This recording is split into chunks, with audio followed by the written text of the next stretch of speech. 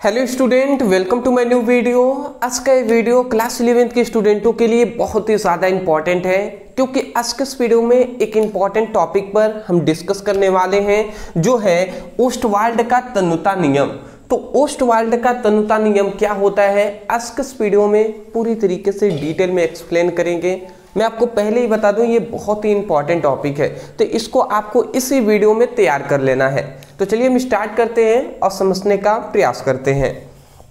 तो देखिए यहाँ पे हमने लिख दिया है ओस्टवाल्ड का नियम। चलिए जी, मैं कलर थोड़ा सा चूज कर लूँ, ठीक है। तो देखिए यहाँ पे हमने दे दिया है ओस्टवाल्ड का नियम। अब हमें ओस्टवाल्ड के नियम में क्या बात बताया गया उसको हम समझ लेते हैं। देखिए ओस्टवाल्ड के नियम में हमें केवल यही बात बताया गया कि कोई भी दुर्बल विद्युत अपघट्य है, कोई भी द्विअंगीय दुर्बल विद्युत अपघट्य होगा। देखिए मैं थोड़ा सा यहाँ पे एक्सप्लेन कर दे रहा हूं, आप समझिएगा। द्विअंगीय के बात हो गया एक सबसे पहली बात द्विअंगीय, और दूसरी बात हम कह रहे हैं दुर्बल विद्युत अपघट्य। दुर्बल विद्युत अपघट्य। तो हम कह रहे हैं कि किसी द्विअंगीय दुर्बल विद्युत अपघट्य, ठीक है ना, किसी द्विअंगीय दुर्बल विद्युत अपघट्य की वियोजन की जो मात्रा होती है, वियोजन की जो मात्रा होती है जो अल्फा होता है, वियोजन की मात्रा को अल्फा से दर्शाते हैं। तो जो वियोजन की मात्रा होता है जो अल्फा होता है वो क्या होता है, समानुपाती होता है किसके, उसमें उपस्थित, मतलब हम कह सकते हैं कि उसके तन्यता के वर्गमूल के समानुपाती होता है, ठीक है ना, उसके तन्यता के वर्गमूल के समानुपाती होता है, ठीक है। तो ये होता है जी। अभी आपको समझ में आएगा, अभी हमने समझाना स्टार्ट नहीं किया है, ठीक है ना, अभी कोई दिक्कत नहीं है, हम ऊपर आपको अभी बताने का प्रयास यहाँ पर किए हैं।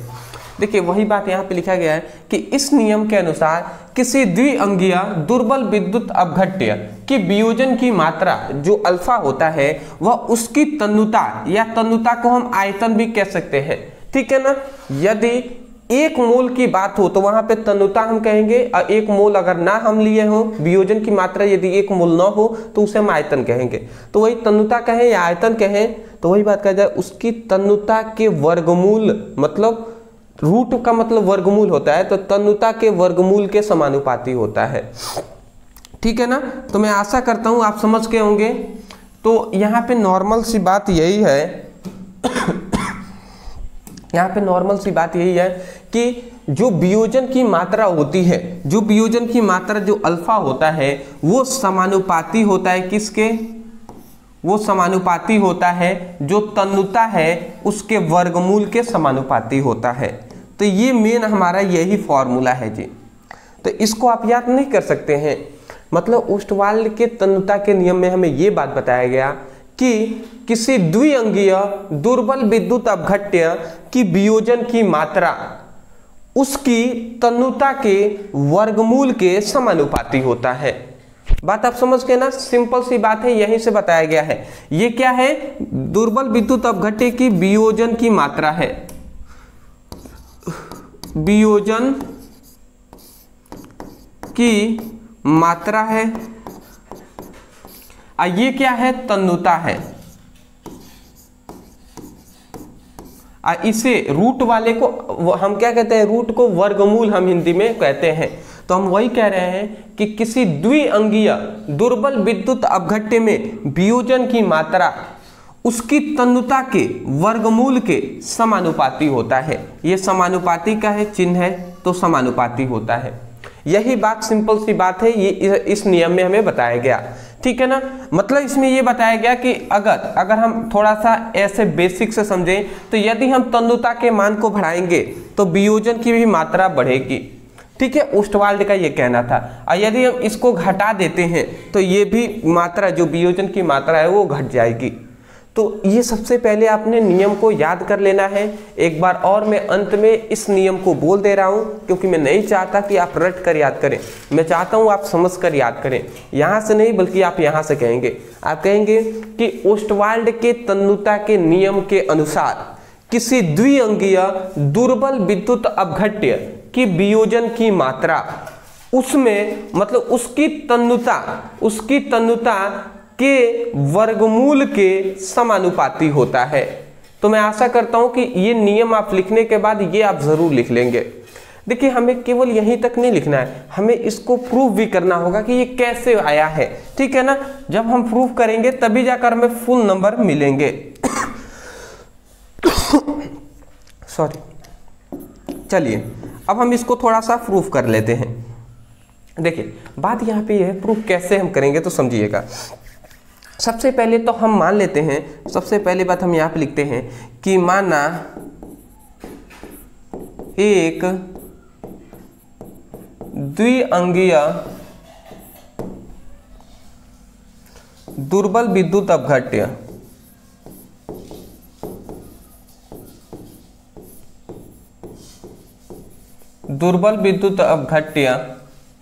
क्या है, ए बी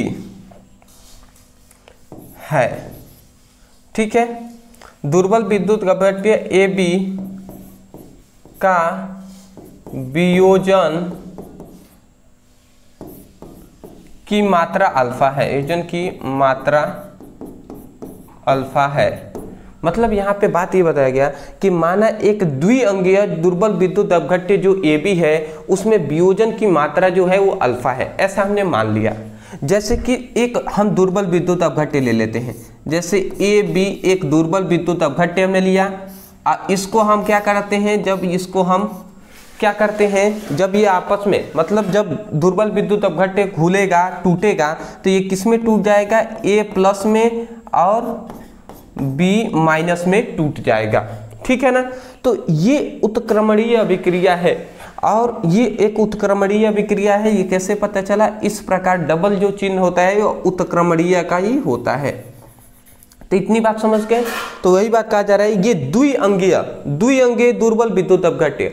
द्विअंगीय क्यों कह रहे हैं, क्योंकि दो हम कह सकते हैं पदार्थों से मिलकर बना हुआ है और दो ही में टूट भी रहा है, इसलिए द्विअंगीय कहेंगे। तो द्विअंगीय दुर्बल विद्युत अपघट्य में जो वियोजन की मात्रा है वो अल्फा है, ठीक है ना। तो इतनी बात आप समझ गए।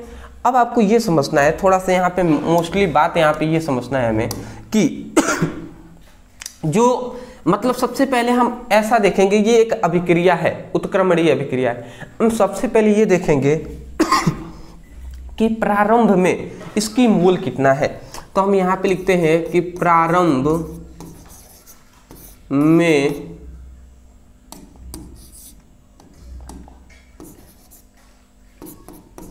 मोल, प्रारंभ में मोलों की संख्या हम देखते हैं। तो प्रारंभ में जो ए बी है ना, ए बी जो दुर्बल विद्युत अपघट्य है इसके मोलों की संख्या है 1, ठीक है ना। परंतु प्रारंभ में जब ये ए बी है, अभी ये अभिक्रिया प्रारंभ नहीं हुई होगी तो उस समय ना प्रारंभ में मोलों की संख्या 1 है।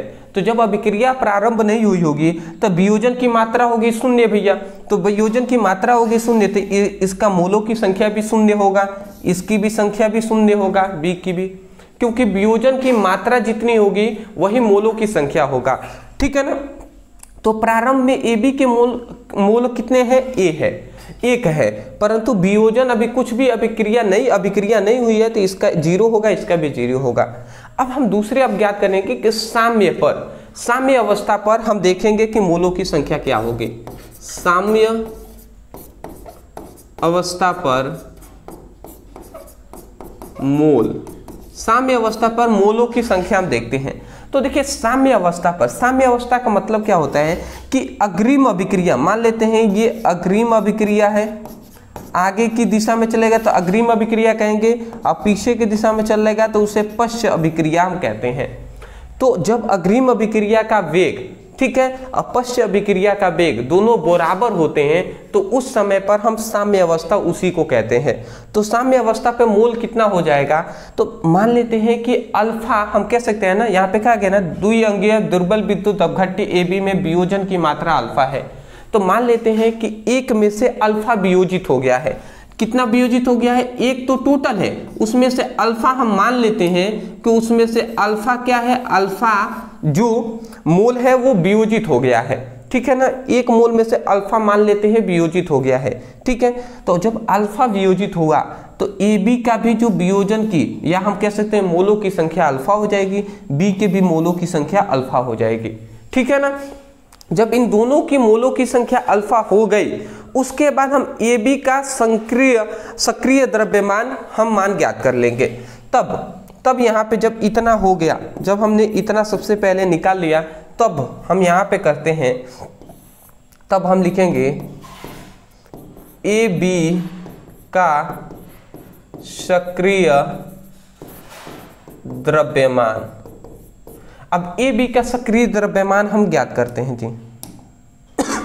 तो यदि हम ए बी का, ये जो ए बी है, इसका सक्रिय द्रव्यमान हम ज्ञात करें तो वो क्या हो जाएगा, ए बी का सक्रिय द्रव्यमान। अच्छा, ए बी का सक्रिय द्रव्यमान, तो ए बी का सक्रिय द्रव्यमान का फॉर्मूला आप जानते हैं। ए बी का सक्रिय द्रव्यमान का मतलब होता है कि साम्य पर मोल कितना है अब बटे आयतन। ठीक है ना। तो साम्य पर मोल कितना है भैया, तो साम्य पर मोल कितना है, मोलों की संख्या क्या है, ए बी का मोलों की संख्या 1 माइनस अल्फा, तो 1 माइनस अल्फा लिख दिया। अब बटे आयतन होता है, तो याद रखेंगे ये जो दुर्बल विद्युत अपघट्य घोला गया है, जो ए बी है, इसको किस में घोला गया है, 1 मोल आयतन में या 1 मोल तन्यता में घोला गया है। तो 1 मोल तन्यता या आयतन में घोला गया है, तो इसीलिए हम इसको क्या लिख देंगे, भी यहाँ पे लिख देंगे। भी मतलब आयतन, 1 मोल आयतन में घोला गया है, तो यहाँ पे हमने भी लिख दिया। ठीक है ना। तो सबसे पहले तो ए बी के लिए हमें ये फॉर्मूला मिल गया। थोड़ा सा मैं दूसरा कलर से इसको कर दे रहा हूँ। ठीक है, ए बी के लिए अब समझिएगा, ए बी के जैसे ज्ञात किया उसी तरीके से ए प्लस के लिए हम देख लेते हैं। तो यहाँ पे हम लिख देते हैं ए प्लस के लिए, ए प्लस के का सक्रिय द्रव्यमान। ए प्लस का सक्रिय द्रव्यमान देख लेते हैं, तो वो क्या हो जाएगा, ए प्लस इक्वल टू, क्या हो जाएगा, ए प्लस इक्वल टू, तो ए का सक्रिय द्रव्यमान यहाँ पे देखेंगे, याद रखेंगे सक्रिय द्रव्यमान के लिए हम इस तरीके से दर्शा देते हैं। ठीक है ना। अच्छा, ये हम क्या प्रूफ कर रहे हैं पता है आपको, यही फॉर्मूला हम प्रूफ करने का प्रयास कर रहे हैं, क्योंकि 5 नंबर का देखिए, ये 2 नंबर में भी पूछा जाता है, 5 नंबर में भी। 2 नंबर में पूछे तो नियम लिखकर यहाँ तक लिख देंगे, काम कंप्लीट हो जाएगा। 5 नंबर में पूछेगा तो ये प्रूफ भी करना होगा। ठीक है ना। तो वही हम प्रूफ करने का प्रयास कर रहे हैं। अदरवाइज देखिए, सक्रिय द्रव्यमान, तो याद रखेंगे जो सक्रिय द्रव्यमान होता है वो साम्य पर मोलों की संख्या, तो हम ए के लिए याद कर रहे हैं, तो ए के लिए साम्य पर मोलों की जो संख्या है वो अल्फा है, तो अल्फा हमने लिख दिया यहाँ पे। अब बटे क्या होता है, आयतन, तो आयतन क्या हो जाएगा, भी हो जाएगा, तो भी हमने लिख दिया। तो यहाँ पे सबसे पहले तो दूसरा हमारा ये आ गया फॉर्मूला, और तीसरा एक और हम यहाँ पे लिखते रहे हैं, बी प्लस का सक्रिय द्रव्यमान। बी प्लस का सक्रिय द्रव्यमान जो होगा वो बी प्लस इक्वल टू, मतलब बी प्लस, बी का जो सक्रिय द्रव्यमान होता है वो क्या हो जाएगा, वो बी का सक्रिय द्रव्यमान के लिए साम्य अवस्था पर क्या हो जाएगा, मोल की संख्या अल्फा, तो अल्फा बाई भी हो जाएगा। तो ये हमारा हो गया जी। ठीक है जी। तो ये हमारा 3 हमसे सबसे पहले ये तीनों हमें दिखाई दे रहे हैं, जो हमने क्या किया है, सक्रिय द्रव्यमान से हमने सबसे पहले निकाल लिया है। अब साम्य स्थिरांक का सिंपल सा फॉर्मूला लगाएंगे, यूज करेंगे, हमें मिल जाएगा। तब हम लिखते हैं, तब साम्य स्थिरांक।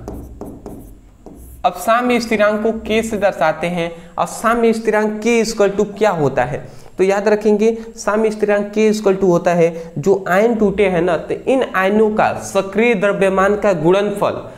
ठीक है। और उसके बाद AB के सक्रिय द्रव्यमान के AB के सक्रिय द्रव्यमान के अनुपात के बराबर होता है, मतलब A का सक्रिय द्रव्यमान और इसके गुणनफल क्या हो जाएगा, B का सक्रिय द्रव्यमान अब बटे AB के सक्रिय द्रव्यमान।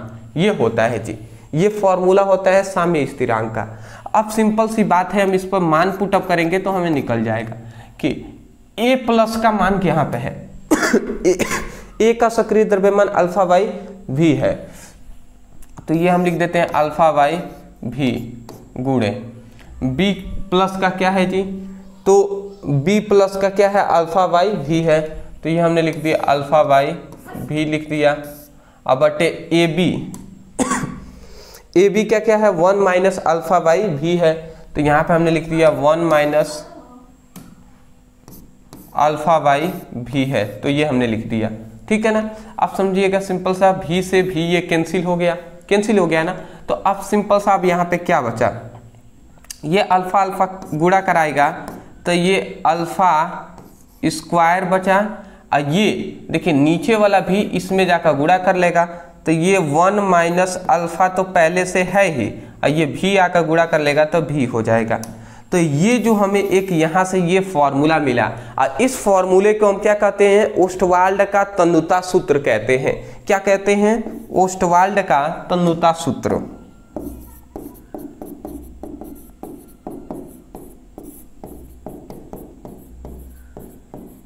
तन्यता सूत्र कहते हैं। ठीक है, तो इस फॉर्मूले को आप याद रखेंगे, इसको ओस्टवाल्ड का तन्यता सूत्र कहते हैं, जो हमने प्रूफ कर दिया।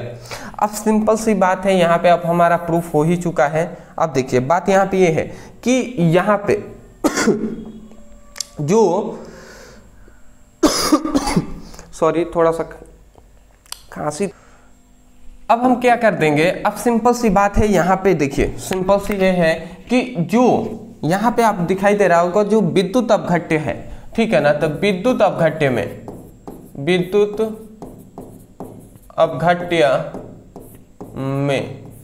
यहाँ पे विद्युत अपघट्य में 1 माइनस अल्फा जो है ना, 1 माइनस अल्फा जो है ये किसके बराबर है जी, तो 1 माइनस अल्फा को यहाँ पे 1 मान लिया गया है कि जब विद्युत अपघट्य में 1 माइनस अल्फा जो होगा वो 1 के बराबर होगा। मतलब ऐसे माना गया कि जो अल्फा वियोजित हुआ है वो अगर वियोजित ना हुआ होता, मतलब एक ही होता है वियोजन की मात्रा, तो उस समय पर क्या हो जाएगा, उस समय पर यदि हम ओस्टवाल्ड का ये नियम निकालें तो उस समय पर k इक्वल टू अल्फा का अल्फा स्क्वायर हो जाएगा, और 1 माइनस अल्फा को 1 इंटू भी लिख देंगे, तो ये k equal to alpha square अब बाई भी हो जाएगा। अब इसके बाद अगर हम करना चाहें तो हम इसको इधर भेज देते हैं तो ये क्या हो जाएगा, के भी इक्वल टू क्या हो जाएगा, अल्फा स्क्वायर हो जाएगा, के भी बाई अल्फा स्क्वायर हो जाएगा, सिंपल सा। अब सिंपल सी ये बात है कि आप जानते हैं ये के क्या है, यहाँ पे जो के दिखाई दे रहा है ये स्थिरांक है, तो जब ये स्थिरांक हटता है तो ये समानुपाती, इक्वल का चिन्ह समानुपाती आ जाएगा, ये अल्फा स्क्वायर हो जाएगा। तो या तो आप ऐसे लिख दें, ठीक है, या आप कैसे लिख दें, या आप इसी अल्फा को इधर लिख देते हैं, तो अल्फा स्क्वायर जो होगा वो भी के इक्वल होगा या समानुपाती होगा। तो ये हमारा प्रूफ भी हो चुका है, ठीक है ना, देख रहे हैं अल्फा जो होगा, ठीक है ना, वही बात है, ठीक है ना, ये प्रूफ ही हो गया है। मैं अगर आपको बताऊं तो ये देखिए इस तरीके से है, ठीक है ना, देखिए अगर आप कह रहे हैं रूट वाली बात, तो जो अल्फा स्क्वायर है वो भी के बराबर है, तो ये बातें हैं। अब ये वर्ग जाएगा इधर, वर्गमूल बना देगा, तो अल्फा जो है वो रूट भी के बराबर है। तो आप जो भी कहें ये तो हमारा प्रूफ हो ही गया ना, तो यही हमें प्रूफ करना था जो हमने कर दिया है यहाँ पे। तो जब भी 5 नंबर में आता है आपको पूरी तरीके से ये टोटल यहाँ तक एक्सप्लेन करना होगा। ये इतना इजी टॉपिक नहीं है, थोड़ा हार्ड है, आपको 2-3 बार वीडियो को देखना होगा, समझना पड़ेगा, तब आपको समझ में आएगा। मैं पहले ही स्पष्ट ये कर देना चाहता हूँ, अगर एक बार में आपको समझ में नहीं आया तो इसका मतलब आप में डिफ़ॉल्ट नहीं है, आप में कोई भी दिक्कत वाली बात नहीं है। भैया ये टॉपिक ही हार्ड है, तो इसको थोड़ा सा डेरिवेशन को ध्यान से समझना पड़ेगा, आगे करते चलेंगे, प्रैक्टिस करेंगे, तब आपको स्टेप बाय स्टेप समझ में आएंगे। मैं आशा करता हूँ आपको समझ में आ गया होगा। अदरवाइज देखिए मेरी तबीयत थोड़ी सी अच्छी नहीं है, फिर भी मैं नहीं चाहता था कि आपकी क्लासेस रुके, इसलिए मैं वीडियो ये बना रहा हूँ। अदरवाइज देख ही रहे, खांसी हुआ ही है, सर्दी भी हुआ है, थोड़ा सा सर्दी अभी ठीक है, बुखार भी हुआ था तो वो भी फिलहाल अभी ठीक है, खांसी है वो भी जल्दी ठीक हो जाएगा, मैं आशा करता हूँ। अदरवाइज मैं यही कहूँगा, चैनल पर नहीं होगा तो चैनल को सब्सक्राइब कर लीजिएगा, वीडियो को लाइक कर दीजिएगा यदि वीडियो आपको पसंद आया हो तो कल मिलते हैं एक नए टॉपिक के साथ एक नए वीडियो में। Thank you so much for watching this video. Thank you.